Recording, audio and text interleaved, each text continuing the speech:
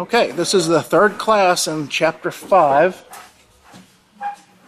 of the men's certification, and we are in the same chapter. The clock will start ticking off the last 3.5 years, called the end number 4. Okay, and just briefly again reviewing the main subjects of what we're going over this evening and throughout these throughout the classes we've had and throughout the remaining classes that we'll have, is that all of Yahweh's prophecies will be fulfilled. All of the prophecies have been fulfilled up to this point, and they will continue to do so. And we also see what occurs when sin is unrestrained. And you know, this is, you know, tonight we're going to be getting into when sin reaches its peak. And we're going to look at some of the prophecies of the nuclear weapons and the nuclear war, and just how these things were described in such tremendous detail with words that weren't, you know, with words with meanings that didn't really even exist. As far as an example would be like with the blasting. We're going to see a little bit of that. Why that word blasting, why it's such a, you know, why it's such an interesting thing that word was chosen. But we're gonna, you know, we're gonna look at that, and we're just gonna take a look at again some of these scriptures to be reinforced. You know, that we're constantly rehearsing throughout this study here. Daniel 7:25 through 27 describes how many laws would be passed, and how the saints would be mentally attacked, and the laws of Yahweh and the feast days would be changed by this beastly system. You know, in this beastly system, she's very open about doing that. The Roman Catholic Church is very open about that, and they don't hide the fact that they changed the holy days. But this is only going to continue for a while, though, until the saints of Yahweh and the kingdom of Yahweh take over. And this is what we're striving for to qualify. This is all about making this connection with Yahweh. This is what this book is showing us how to do. It's pastors teaching us and showing us through the scriptures how to have contact with Yahweh, how we can do that. And then Daniel 9:27 describes that 7-year peace treaty. And then Deuteronomy 28:22 through 24, which is what we're really going to be getting into this evening, describes nuclear war, and it shows there's radiation sickness, nuclear blast, scorching heat, and describes the fallout, all in amazing detail. Some of the vocabulary words, those in red, are what we're going to be reviewing tonight. These are going to come up, so kind of keep an eye out for them and highlight them when you see them. But this scorching heat simply describes this nuclear war, or this great nuclear burning, as Pastor has been teaching us. And we know the sword, when it talks about the sword, it equates out to war. And this blasting, when we see this word blasting, it's talking about this nuclear blast, or this great nuclear blast. And the powder and dust, it's actually the fallout that comes from a nuclear bomb, and it's described again in detail, as we're going to see. A couple more words that have a little bit more detail to them.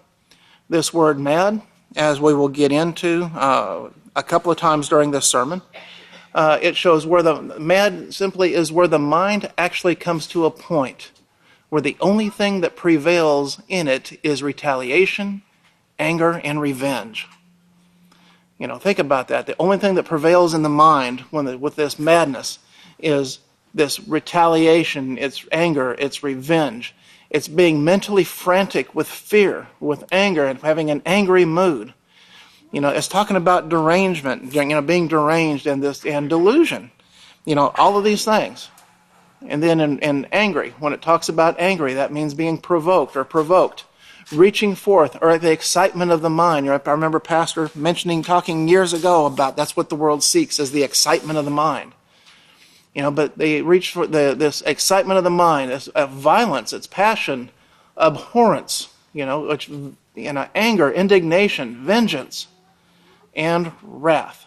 So those are the words that we're going to be looking out for. Now, we left off last week on the bottom of page 32, and it's speaking of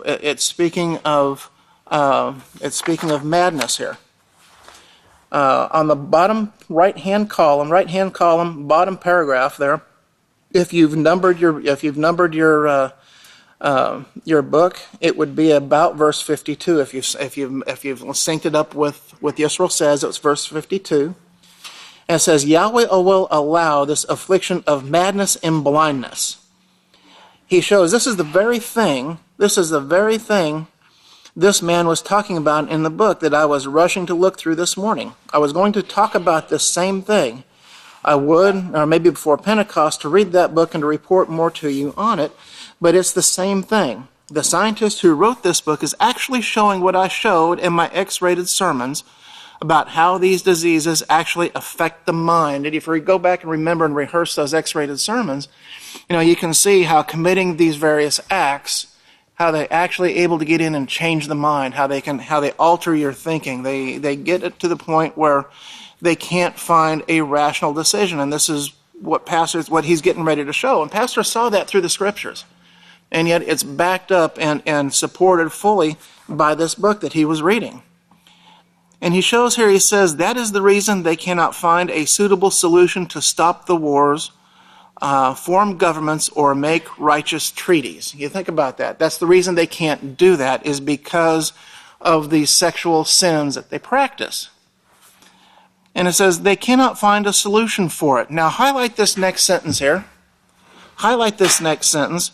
It says their minds contain these parasites right now that keep them from making rational decisions. Okay, highlight that. Their minds contain these parasites right now that keep them from making rational decisions. They can't make rational decisions. And if you take a look in, it's in the third book of Yisrael. I think I've got it there. It's in the third book of Yisrael, chapter 18, around verse 94. Pastor describes this, and this is where he addresses this. He says, listen to those sermons. He's talking about the X-rated sermons. He said, and I brought, listen to the sermons I brought on the microorganisms that actually enter the brain. Notice this, through illegal sexual relations, they actually enter the brain and cause confusion of the mind where you have trouble reasoning. That's where all the world stands today. That's the reason the Supreme Court has trouble making decisions. They don't know whether a child is dead or alive when he comes. And they don't know whether to judge this child as alive or not. So you can kind of see the confusion there that they have. And you look at what's pushed in the entertainment industry. This is why we're told to stay away from these things. You're told to stay away from worldly music, the worldly entertainment. All of that because what they push is illicit and illegal sexual relations. That's what they center around. Everything centers around that. And if you think it's safe to have your children watch something on a child-safe network, they push it there. The younger they can get to it, the younger they can get it implanted in their minds, the better for them, for their plan. Okay? Our plan is to protect our families from that. Our plan is to protect ourselves from that. And the only way we can protect ourselves from that, men, is not to allow it to get into our minds in the first place. So we have to be careful. We have to watch and be mindful of what we allow to enter into our minds. Because once it comes in, it's there, and it'll pop up at the most inconvenient and inopportune times. Okay? But he says you can get that book and read it and see exactly what the scripture says. It says is taking place right now, and it will spread with more germ. It will spread more with the germ and biological warfare. And we're going to see that in a little bit, how that was actually prophesied. The biological and this germ warfare was prophesied.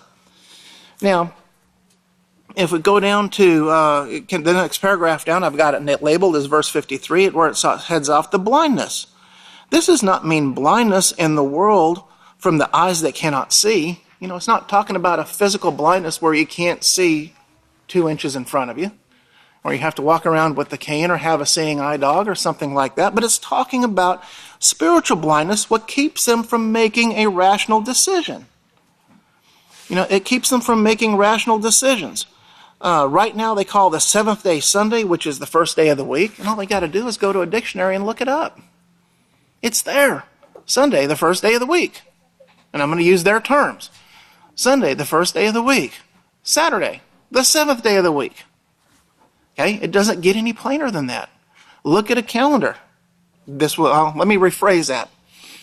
Because they're starting to mess with their solar calendars now, where they'll put Monday, the second day of the week, actually as the first day of the week, and then their first day of the week, Sunday, as the last day of the week. They'll mess around with that a little bit. But before, you used to be able to go right to that, any calendar. Oh, let me see there. Well, that's the first day of the week there. Well, here, look over here. What's the seventh day of the week? Which day is that? And it's something that simple, and it really confounds the mind. They don't see it. But that's how blind the minds are. That's the confusion of mind. And that's the confusion of mind, and that's, Isaiah chapter 59 about verses 4 through 10, if you want to put that as a cross-reference for that section there, it talks about that, about how, about their conduct and how blind they are. It says they do not know the way of peace, and there is no judgment in their goings. They have made themselves crooked paths, and whoever walks them, they will not know peace. Well, of course, they do away with the laws of peace. They do away with the very things that would bring them the very things that they seek. It talks about justice being far from us, nor does righteousness overtake us. We wait for light, but only see obscurity. For brightness, but walk in only darkness. We grope with the wall like the blind, and we grope as if we had no eyes. We stumble at noonday as if it was night. We are in the desolate places as the dead. But that's all because of this confusion of mind, and that's what the world is experiencing.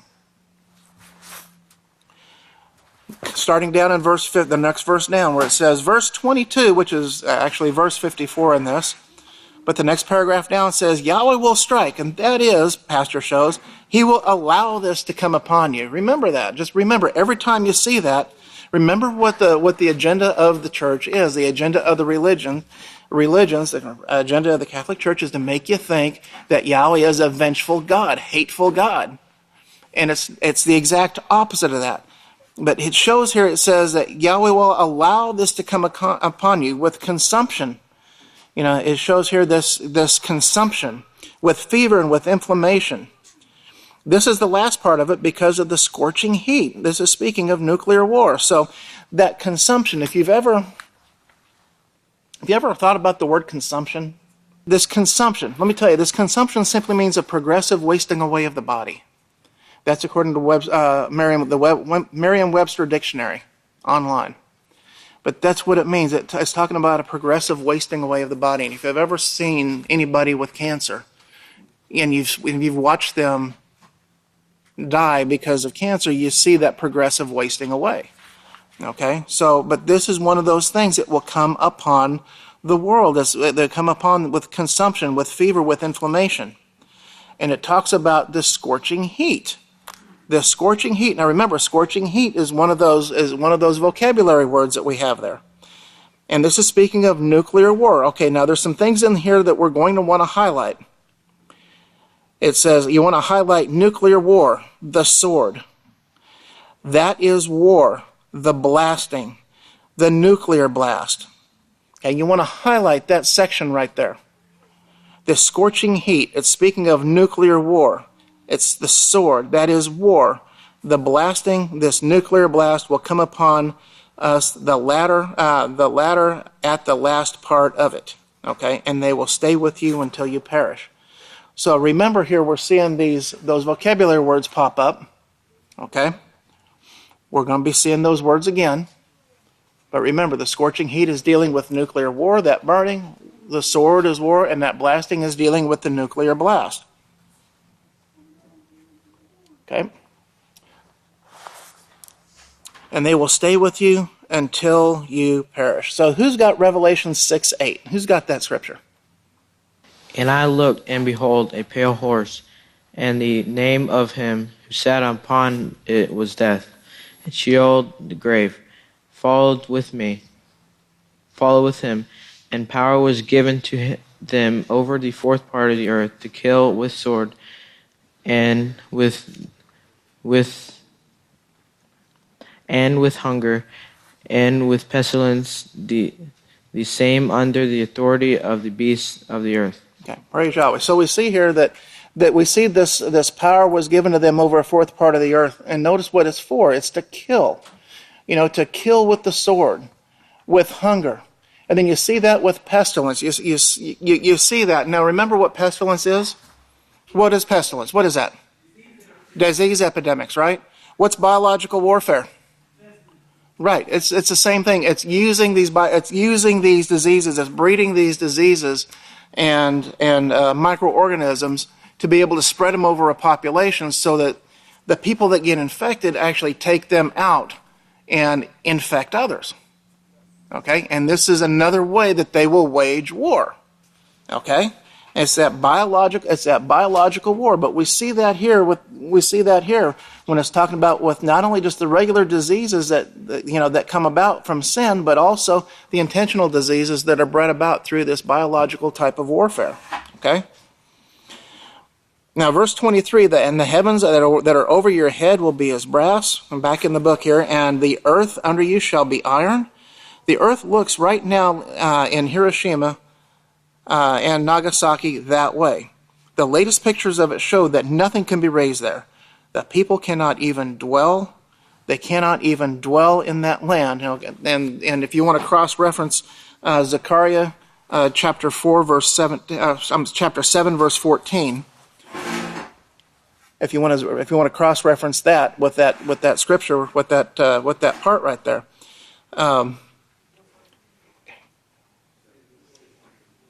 Zechariah 7:14. But when you think about war, people have a tendency to look at the devastation that's caused on the land. They have a tendency to look at the devastation caused to the buildings. They have the infrastructure. That's what comes to mind. Okay? They don't look. The people are numbers. People are numbers to them, to the people that do this planning. That's all it is. It's numbers. They distance themselves from that. They don't look at the human cost of war. Men, we look at that. We see what the human cost of war is. There are hundreds and hundreds and hundreds of images online about the victims of Hiroshima and Nagasaki.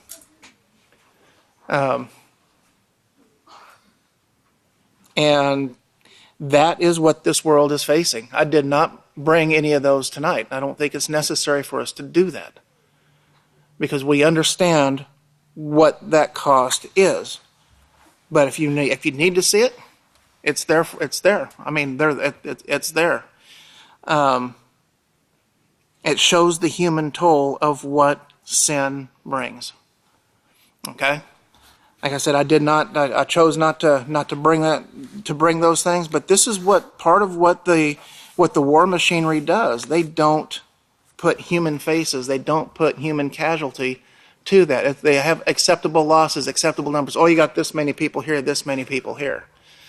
They look at those as acceptable losses, and the fact is that there is no acceptable loss.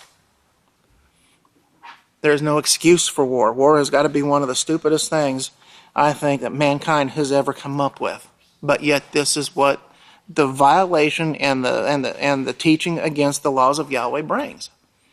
And this world is going to learn that lesson, and they're going to learn it in a very valuable way. I mean, it's going to be a way that they're never going to forget.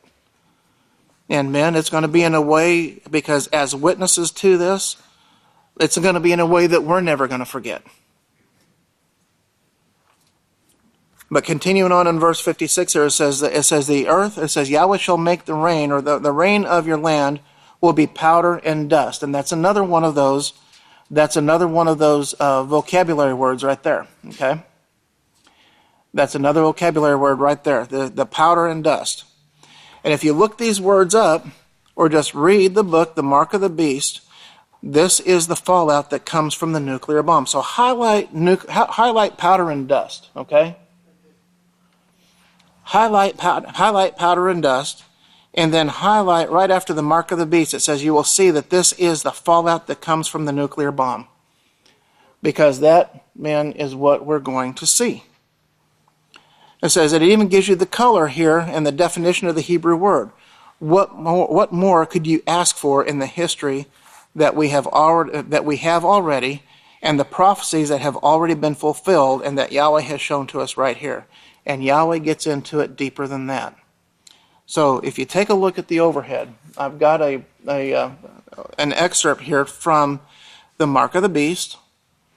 It's Mark of the Beast, Volume 2, Chapter 7, and it covers in verses 98 to 107. And you can see here, well, actually we're going to start here in verse 104, because 98 through about 103, just it talks about how Yahweh will allow you to be struck with consumption with fever, and the heaven that is over your head shall be as brass, and the earth under you shall be as iron. Now that verse 104 here, notice it says, blasting means a scorching blast. A scorching blast. At the time Moshe wrote this prophecy, technology had not even been discovered, or technology had not even discovered gunpowder.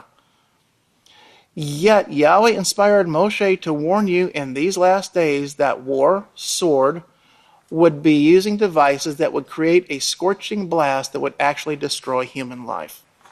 You think about the inspiration that was used and the choosing of that word, and that technology hadn't even been developed at that point.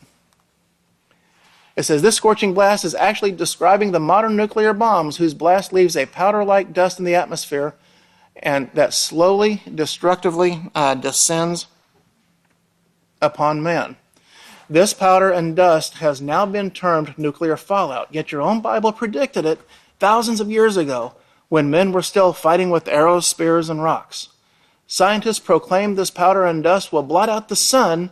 It will cause the earth to freeze over in nuclear winter. It will completely eradicate all life on the earth and in the seas. That is, it would do that if Yahweh did not step in.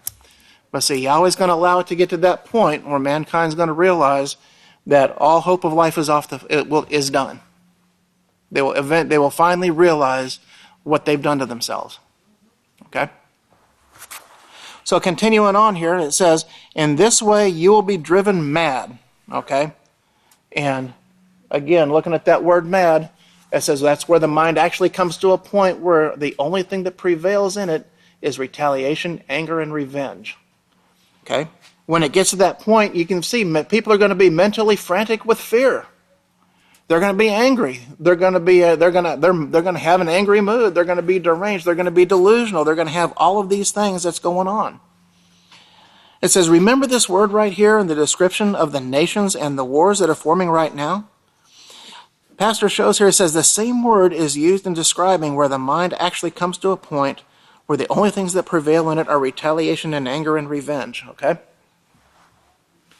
And if you remember Genesis 4:14, remember Genesis 4:14, where that's the curse of Cain, where Cain says that he shall not be seen by the face of Yahweh any longer, that he would be a fugitive and a vagabond on the earth. Therefore, there would be continual war, vengeance, and retaliation. So if you want to put that down, Genesis 4:14, right there. And if you want to put down Revelation 11:18, where Yahweh shows that the nations were angry. Where the nations were angry.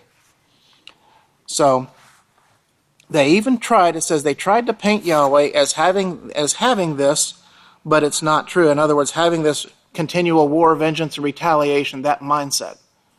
But they try to paint him with that, but it's not true. Even the Hebrew and the Greek lexicons admit that the words they used there for Yahweh's judgments were not vindictive. They weren't vindictive. And that word vindictive means disposed to seek revenge or vengeful, intended for or involving revenge. And look at that second definition there. That vindictive means intended to cause anguish or hurt. In other words, that's what's in that individual's heart, is to cause that anguish and to cause the hurt, to do that intentionally. And, Yahweh warns. Now, Yahweh warns his people. He warns his people what the violation and what sin brings, and that's what he's doing. He's simply warning the judgments. He's warning of the consequences of negative behavior. Okay, and he shows here. He says that he will bring back upon you. That is, he will allow these things to come back upon you. All the diseases of Egypt where you were afraid of, and they will cling to you. Yes, they will cling to you as they're clinging to the world right now. Every other sickness, every other disease, which is not written in this book of the law, Yahweh will also allow that to come upon you, and then you will be left few in number. Yes, about 1/5 of the earth's population is all that is going to be left. Okay, that's it. There's not going to be any more. You know, you're going to have about 1/5 of the Earth's population left over. Now, the word mad, again here we see in verse 34, actually means, and Pastor, he defines it again here. It means mentally frantic with fear, but with anger and an angry mood. Have you ever gotten that way? Have you ever felt it come upon you? Again, that should bring to mind Genesis 4, 6 through 7. Do you know how hard it is to get rid of it? What's coming and where it's coming from, and that is coming from what we are doing in breaking these laws. Yahweh gives us these simple remedies, a simple remedy to get rid of it and to keep it out of your life. Okay? And anybody have any idea, just any idea off the top of your head, what Yahweh gives us as a remedy to keep this anger from coming out of our life? There we go. I heard it. Right up here. What was it? Peaceful Solution. Praise Yahweh. It's the Peaceful Solution Character Education Program. And more specifically, you know, if you want to take a look at the, there's a section in the Intermediate Self-Control series on pages like 71 to 73 about controlling your anger. You know, but it's a simple way that Yahweh gives us to be able to control it. And he says he knows it's not an easy thing to control, but it can be controlled. You know, but it takes practice. It takes practice. It takes determination, and it takes the continual practicing of righteousness. You know, that's what we have to do. You know, a just man is going to fall 7 times, but get up. They're going to continue to move forward. Are we going to make mistakes as we're trying to overcome these things? You bet we are. But what we do is we get up and we keep moving. We move forward. Because if we just lay down and give up and said, I'm done, then guess who won? The adversary would have won at that point. Okay? So, and we can't do that, and Yahweh shows that we will overcome these things. You know, it's difficult. It's a toil. It's to definitely, like we kind of looked at last week. You know, it's work to overcome these things. It's hard work to overcome habits. It's hard work to overcome some of these pulls out in the world that are all around us, constantly bombarding us. But Yahweh makes a way, and we just have to keep chipping at it. You know, if we, we take 2 steps forward, we just keep taking another step forward, another step forward, another step forward. If we stumble, we pick up and we keep right on going. That's all we can do. What else can we do? There's nothing else we can do. We just have to be persistent with it. Now, this word mad, it's going back here to the book here, it means derangement and delusion. We see this same thing in Revelation.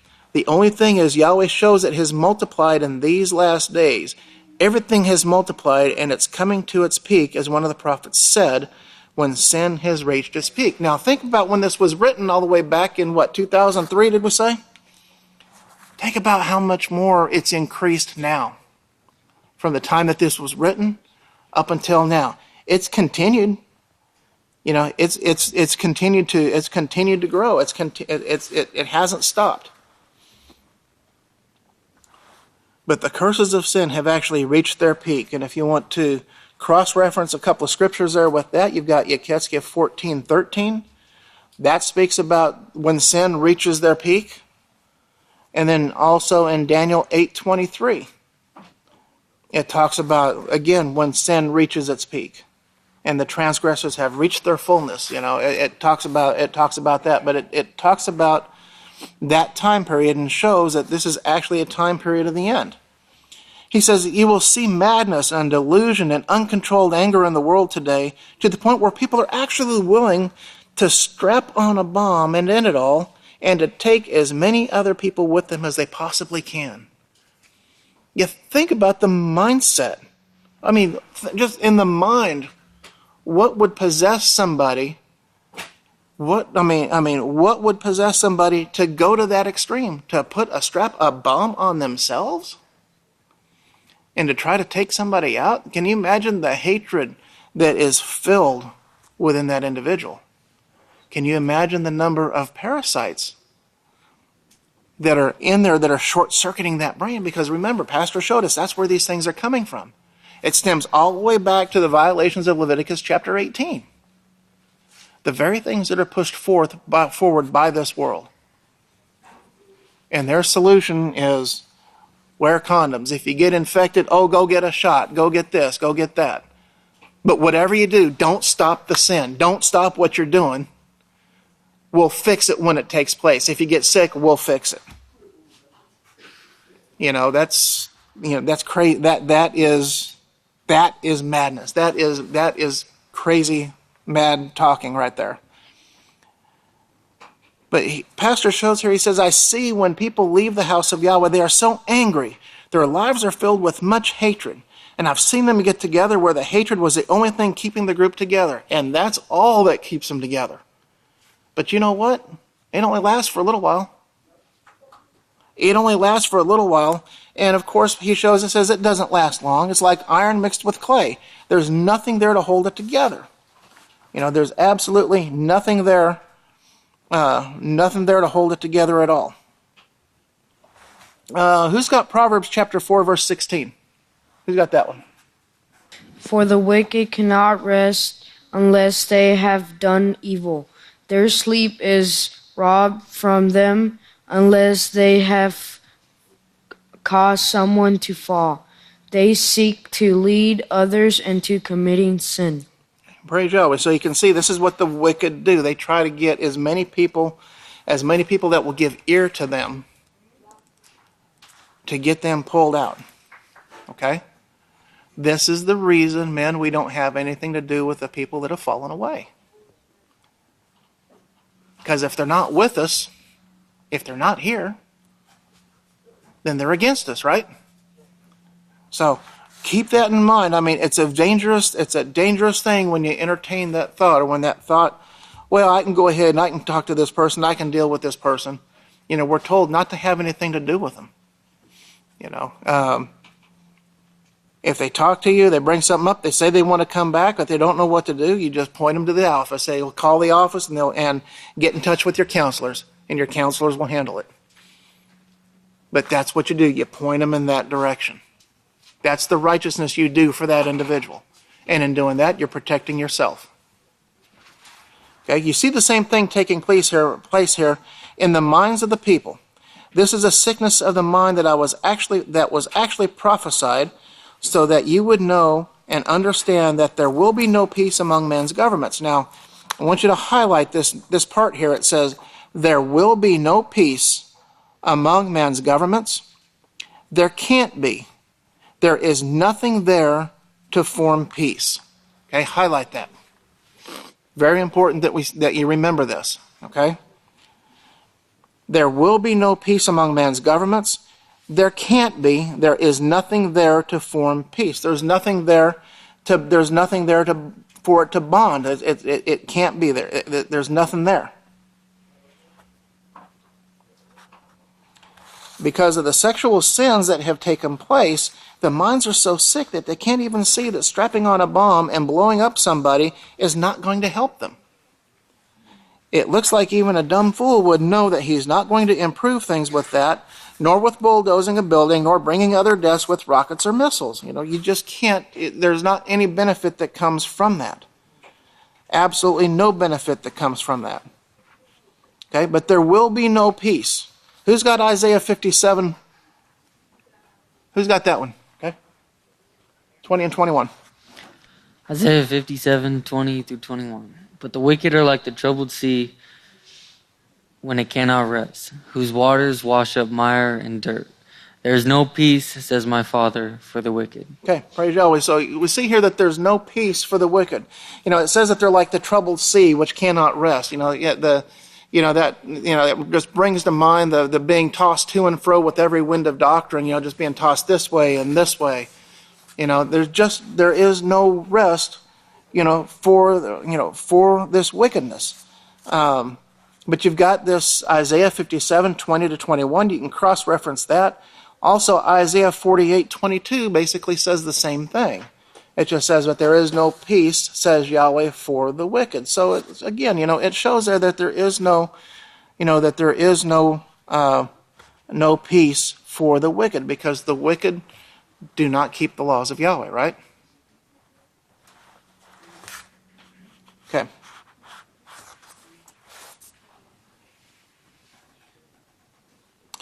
All right. So at the very, very bottom here, it says, you may force them, as they have forced the PLO leader Arafat right now, to submit him, or to submit to letting this man take control of the Palestinian government. This had to be. I told you this was going to take place, and they admitted it.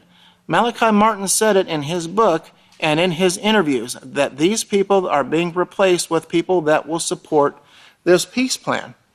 It says, before this occurred, we were keeping track of every bit of news, and I actually beat Elder Yedidia to it this morning. He says, and I called him and told him it was just announced that they did it.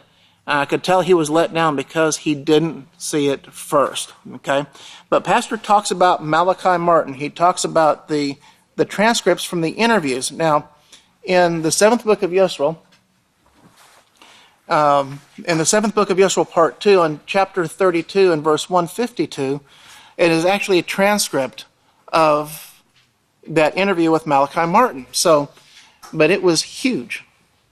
I mean, I bet it was that long. I bet it took up a whole page, that whole transcript. But Pastor summarized it in the next verse down, in verse 153. He says, if you're wondering where that tape came from, it was a news broadcast someone picked up and recorded it for us. If you notice there, the Pope said his plans.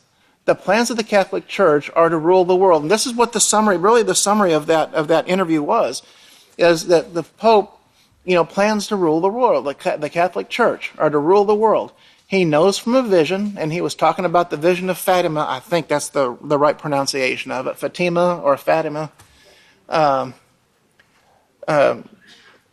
a vision that was shown to some children, that there is coming nations against nations, that there's going to be all-out war among the nations from this. He's the Pope. He's the Pope going to come out the victor over all the world and going to dominate the world. And he basically said it was going to come down to a three-way race between Russia or the Soviet Union, the United States, and the Vatican. And he had mentioned that he hoped to see he wanted to see the Vatican. Of course, he wanted to see the Catholic Church come out on top. Of course, but this is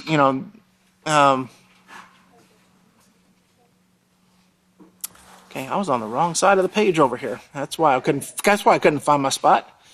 All right. But I don't know, Pastor says here, I don't know if I've ever told you much about Elder Yedidia. The only reason his dad is here is because he was suffering from the evil of the world. He was going some other place and his pickup broke down in Abilene. I told him that Yahweh broke that pickup down. And here's where he found out about the Sabbath. And he found out about the house of Yahweh.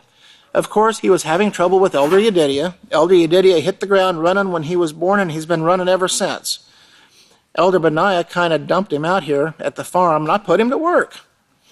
He would be in the living room watching TV because I allowed the children to watch certain shows. I shouldn't have, but I did.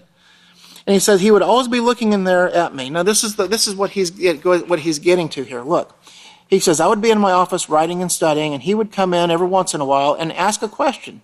I would answer him, and he would say, oh, okay, that makes sense. And that is the way he started his learning process, okay, along with the classes. And they've been here ever since and grown stronger, okay? So you see how the learning took place and how the conversion took place. It wasn't through force. It was a choice that was made to learn, okay? Force is never going to bring peace. It hasn't brought it for 6,000 years. And what I was going to say, he shows here, he says, I said years ago, they will beat the Palestinians down and they will get them to do what they want them to do. This is not going to bring peace. What's it going to bring? It's going to bring resentment. It's going to bring resistance. It's going to bring bitterness. It's going to bring hatred. It's going to bring contempt. You can't force somebody to do those things. And he says, Arafat knows it's not going to bring peace, and he's warning them right now that what they're doing will not bring it. For fear of his life and the rest of the people, because he knows it is going to be destroyed if he doesn't. He's submitting to let these two men in who he didn't actually want to be in. These two men are for this last 3.5-year peace process. I would not be surprised if the Catholic Church didn't put them in there for that reason. Okay? Who's got 1 Thessalonians 5:3? Who's got that one? For when they will say peace, true peace, then sudden destruction comes upon them as the labor pain upon a woman with child, and they will not escape. Okay, praise Yahweh. So you can cross-reference 1 Thessalonians 5:3, where it talks about there that this is not going to bring peace. But for when they say peace, true peace, when those words come out, look out, because then sudden destruction is going to come upon them. It's going to come suddenly. It's going to come suddenly upon them. It's not going to come suddenly upon those of the house of Yahweh. It's not going to come suddenly on this house, because the house and pastor is being watchful. They're watching the times. They're watching the prophecies. They're watching the news. Or they're seeing how these things are folding, how they're unfolding. The world, what's the world doing? Just as it was in the days of Noah. They're eating and they're drinking and they're marrying, they're giving into marriage, they're going out and they're rising up to play. They're continuing in these things. Their minds have been blinded. But this sudden destruction is going to come upon them. And then you can also cross-reference with that if you want to, Daniel 8:25. Okay, you can cross-reference Daniel 8:25 there with that also if you want to. But Pastor continued there, he says, they are now leaders in the Palestinian field, and they will sign this thing. Israeli Prime Minister Ariel Sharon is getting ready to sign it. It's going to go through. So, we're in this time period right now. We're in this last 3.5 years now, and we're just watching and seeing how these things are, how they're progressing. In this verse 67 here, last paragraph on the left-hand column, it says, from that moment, that time, now he says, listen to me, from that time you're going to have 42 moons of war. We've already had the first parts of this done already, remember? We have that 7-year treaty. We have that 7-year treaty, okay? And remember in Daniel, we got Daniel 7:25, where it talks about, again, where the saints will be worn out. They would be mentally attacked to cause the saints to fall away, and that the times would change, the feast days would be changed, and that they would be given unto his hand. The saints of Yahweh would be given over for a times, and a dividing of time. So it talks about they would be given over for a short time. This government, this beastly governmental system is coming to an end. This is their last 3.5 years, their last 3 years. And it's all going to come to an end. But we have this 7-year treaty here. How did Daniel know it would be a 7-year peace treaty? How did he know that? He said it would be a 7-year treaty, and a man named Rabin would sign it. Remember? Remember where that is? Daniel 9 what? Praise Yahweh. Daniel 9:27, where it shows he will confirm a covenant with many. And remember that word many, when you look it up, it means Rabin.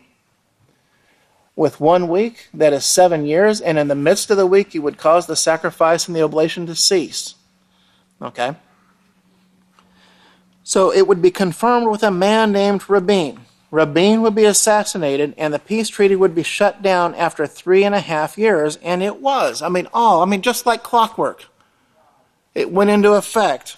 It was signed on 9/13, and it went into effect on 10/13. I'm sitting here trying to keep from saying the Roman months. I'm trying to keep from saying that. But it was signed 9/13, went into effect 10/13. 3.5 years later, it shut down. It shut down. All right, according to prophecy, just right on time. You think about that, and it's mind-blowing when you think about the detail. The amazing detail. And it says, how did he know all of that? How did he know that we're going to have 42 moons of war after that thing is signed back? We have that, and we have that. We've had all the other. Pastor says, we've had all the other. Would you bet money with me against it, he says? We're going to bet against the prophecies? No way. And Revelation 11:18 shows them the nations were angry.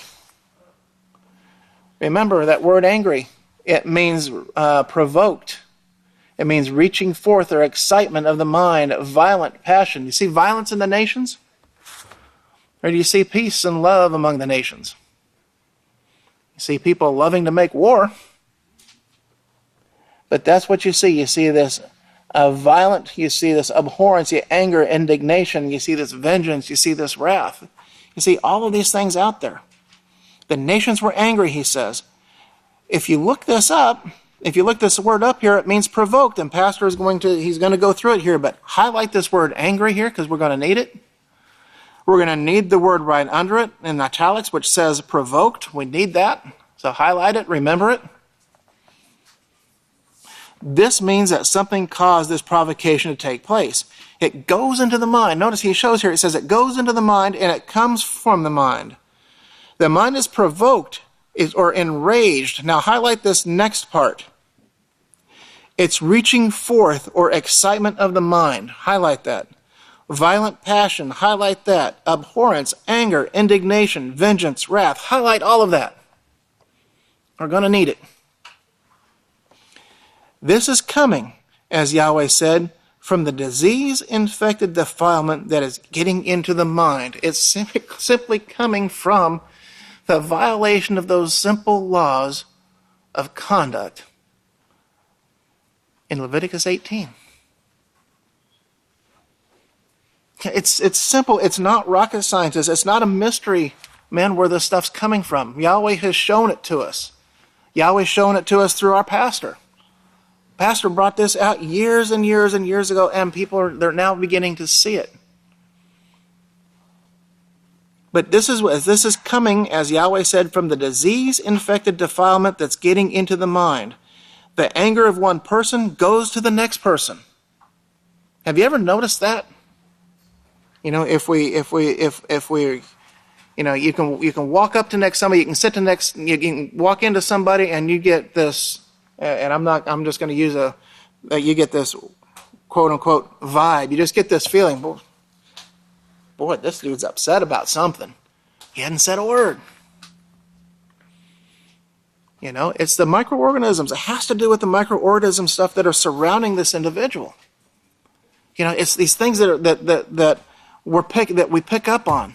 You know, we see these things. You know, well, let me put it this way. We don't necessarily see them, but we experience them through those types of feelings. Oh, there's something wrong. You know, you can tell that there's something wrong. You can tell that there's something wrong, but it goes from one person to the next. And if that person's angry and you hang around with them long enough and they don't get it under control, that anger builds and it's infectious. And it goes to the next person, it goes to the next, and on to the next, and on to the next. It adds fuel to the fire, so to speak. You know, it goes unchecked. You know, this is why escalating. If you're in an argument with somebody and you try to escalate above and shout above that person, it's not going to work, is it? When you're trying to calm the situation down. You got to do the opposite. You know, if somebody's upset, they start yelling. Don't yell above them. Try talking to them in a little lower tone of voice. Because in order for them to hear you, what are they going to have to do? They're going to have to lower their voice. They're going to have to slow down. They're going to have to listen. Okay? But you see that anger, it goes on from one person to the next. And if we respond with that anger, you know, if we respond anger with anger, then it does nothing but adds, it compounds the problem. And this is what you see with this continual war of vengeance and retaliation. You know, you see the tit for tat. You say, okay, well, you got this stick over here. I'm going to get a bigger stick. Oh no, you got that big stick. I'm going to get this club. Well, you got this club. I'm going to tie a rock to my club. You know, you can see how it goes forth, back and forth. And you'll never have peace that way because you're never going to have it. That's that mark of Cain. The anger, see here. Now notice what Pastor says here. It says, I'm going to read that again. He says, this is coming, as Yahweh said, from the disease-infected defilement that is getting into the mind. The anger of one person goes to the next person. A sickness. Notice he says it's a sickness. A sickness is taking place. It does not take place in healthy people who are using substances Yahweh has given them to use. He says you can certainly keep control of it in that matter. What is the word? That is what the word means, and that's exactly what was prophesied. It means that it will be in this last time. That was Revelation 11, if you remember. It's also the time that the last work of Yahweh was prophesied to begin, and that person would say, "Go and measure the temple and its confines, but leave the outer court out and put a wall through it." Okay. And if you want to cross-reference that with, where it says, "Go and measure the temple," anybody remember where that is? Right, praise Yahweh. Revelation 11:1. You can cross-reference Revelation 11:1, 1 through 4. Anybody know where it talks in Scripture where it talks about the dividing wall that's going to separate on the Temple Mount? Praise Yahweh. Man, you guys are on it tonight. Yekezkel 40, 2 through 5. Awesome. Okay. So you can cross-reference those there. At the same time, the people's minds would be messed up to where they can't make a rational peace treaty just to bring peace to two little people out there on a little spot of land and nowhere to go but to war. They can't even divide them or give them anything suitable to bring peace, to keep them from killing each other and everybody around them. In Isaiah 24, we see the same prophecy taking place. Here is where he shows some of the details of how it would take place and when. He says the earth is going to be made almost empty. And he also gives the reasons why. Why is the earth almost empty? Why is the earth made empty? Why is it made waste? Why are the inhabitants? Why are things perverted and the inhabitants scattered abroad? Why is that? It's because people have transgressed the laws. They changed the ordinances and they've broken the everlasting covenant. The answer's right there. And they said, because of this, he shows, because of this, this is what's going to cause this great burning. It's because these things have been pushed aside and set aside. He says that the earth is going to be made almost empty. That is what you can expect in this 3.5 years, in this 3.5 year period that we're getting ready to go into. The last 3.5 years has to go into action. That will start the 42 moons. In Isaiah 24:1, here it shows that Yahweh makes the earth. Now we've gone over this. You see how many times pastors having to go in and correct this? No, he doesn't make it. Yahweh doesn't do these things, but he is allowing these things to take place. Again, it's to teach mankind a lesson that, you're not going to be able to have peace. You can't live in peace. You can't live healthy without my laws. You can't do it. He says, no, he doesn't make it. He allows it. This is one of the 7 judgments that Elder Shaul was talking to you about the day before yesterday. He is giving you the 7 judgments that would bring about the complete plan of Yahweh, cleansing the holy people, but letting the unholy people come to an end and bring themselves to destruction as a historical record always. See, pastors always talked about that about everything that's taking place is going to be a history for mankind. He mentions he's mentioned in several different places, in several publications, that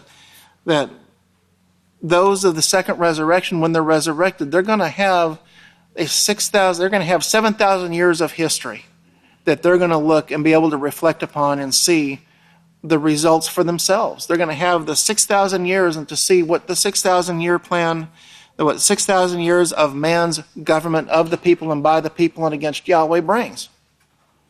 It brings nothing but continual war, vengeance, retaliation, sickness, disease. It brings all of these things. It brought the earth to it is bringing the earth to utter destruction. That is what is going to be shown, and that's going to be part of that historical record. But part of the historical record is also going to be this 1,000-year, this millennial reign, when the earth is going to be restored to its original form by the saints of Yahweh. And men, that is what we are being called into right now, to be a part of that. We're being called to do that. And Pastor is showing us what it is that we simply need to be able to do that. It's simply obeying the laws of Yahweh. And it's learning how to apply these things and using them, applying them to ourselves, applying them to our lives. And learning them so that we can teach others. But Revelation chapter 16, if you want to cross-reference here, Revelation 16 describes the last 7 plagues in the day of Yahweh. It talks about that there. And then Revelation 13:10, talks about, how the unholy people will come to an end and bring themselves to destruction. And this is going to be for a historical record always. And remember, Revelation 13:10 showed that who is for captivity will go into captivity. That he is for the sword must be killed by the sword, and herein is the patience of the faith of the patience and the faith of the saints tested. Okay. So all of these things are written for our learning, and not just for our learning, but also for those who will come after us. In this verse 22 here, the second to last paragraph, it says, "Behold, Yahweh allows the earth to be made waste, or empty and waste, and allows the perversion and takes place all over the face of it. And it will be as with the people, so with the priests, the Christian preachers, the Muslims, everyone who is in it. No, there's not going to be a rapture," he says. There's not going to be a rapture. There's not going to be a rapture of Christianity. That's not in the Bible. He says, that's not in the Bible. It's an invitation. It's an invention. The rapture is an invention of the Catholic Church, just like purgatory. Anybody remember what purgatory? Anybody ever heard that teaching? And ever heard what that is? Well, we're not going to get into it tonight. We're going to have to wait till next week to see what it is, why it came about. Anybody have any idea why that teaching of purgatory came about? Yes, praise Yahweh. Somebody's been studying. Who's been looking ahead? Somebody's been reading ahead on us. But men, we'll go ahead. We'll stop here this evening, and we'll pick up here next week. So with that, Yahweh be with you. Yahweh bless you. Yahweh bless your week. Yahweh keep you safe.